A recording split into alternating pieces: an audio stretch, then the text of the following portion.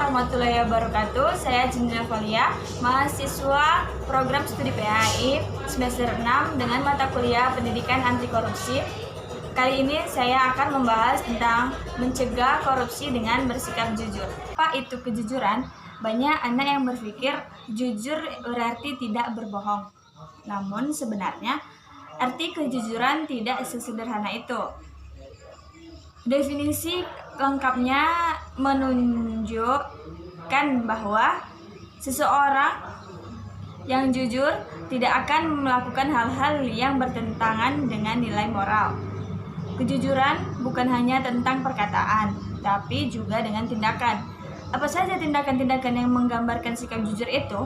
Di antaranya yaitu tidak menyembunyikan hal yang sebenarnya atau menipu, tidak melanggar peraturan demi keuntungan diri sendiri atau curang, tidak mengambil sesuatu yang bukan milik kita atau mencuri, serta aksi-aksi lainnya yang tidak sesuai dengan nilai moral. Kejujuran sering dikaitkan dengan sifat anti korupsi.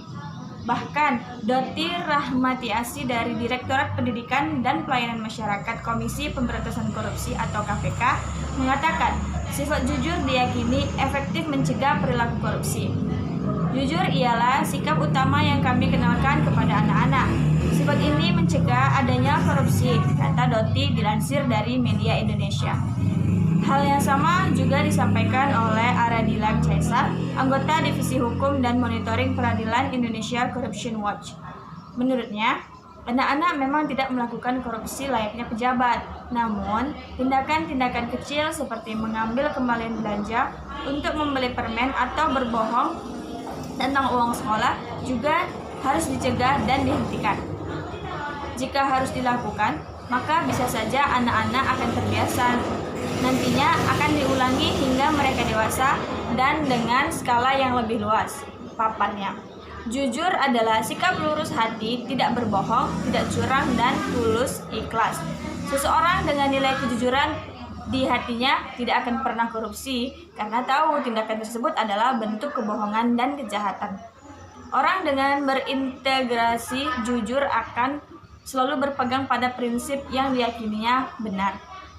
Orang dengan nilai kejujuran juga harus menolak ketidakjujuran. Dia harus berani menegur atau melaporkan tindak ketidakjujuran seperti korupsi atau yang lainnya.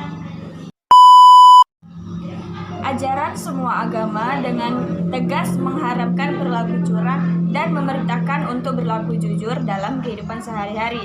Dalam agama Islam, pembiasaan bersikap jujur ditekankan pada semua aspek, baik aspek ibadah, yaitu hubungan antara seorang hamba dengan Sang Pencipta, maupun aspek muamalah, yaitu hubungan antara manusia dengan yang satu dan manusia lainnya.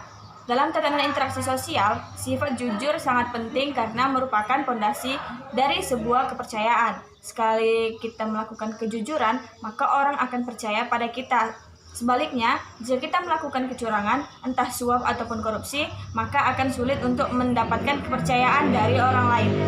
Saat ini, korupsi di Indonesia sangat menjadi budaya dari mulai tingkat yang rendah sampai tinggi.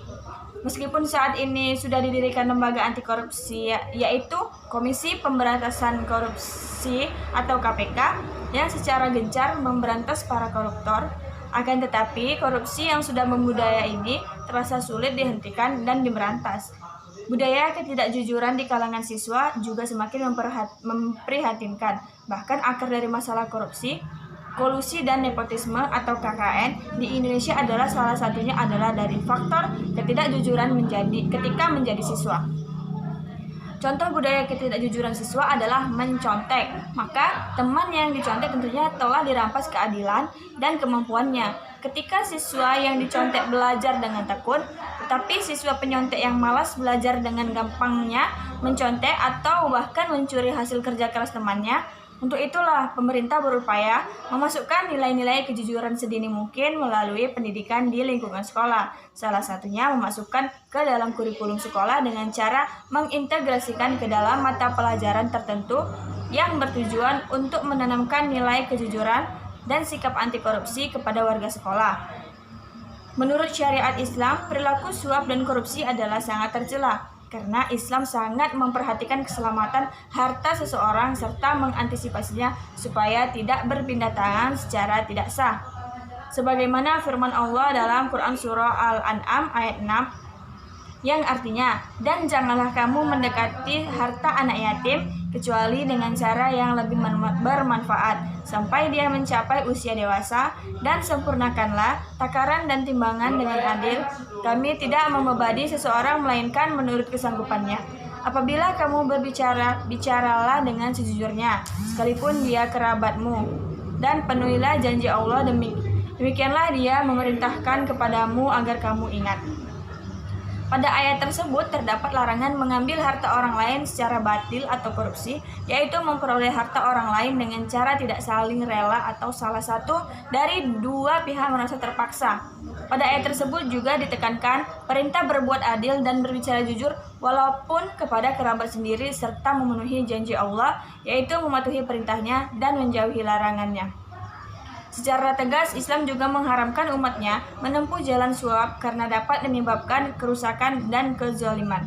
Dari suaplah muncul permainan hukum permutarbalikan fakta, yang benar menjadi salah dan yang salah menjadi bebas sehingga orang tidak dapat memperoleh hak-haknya secara adil.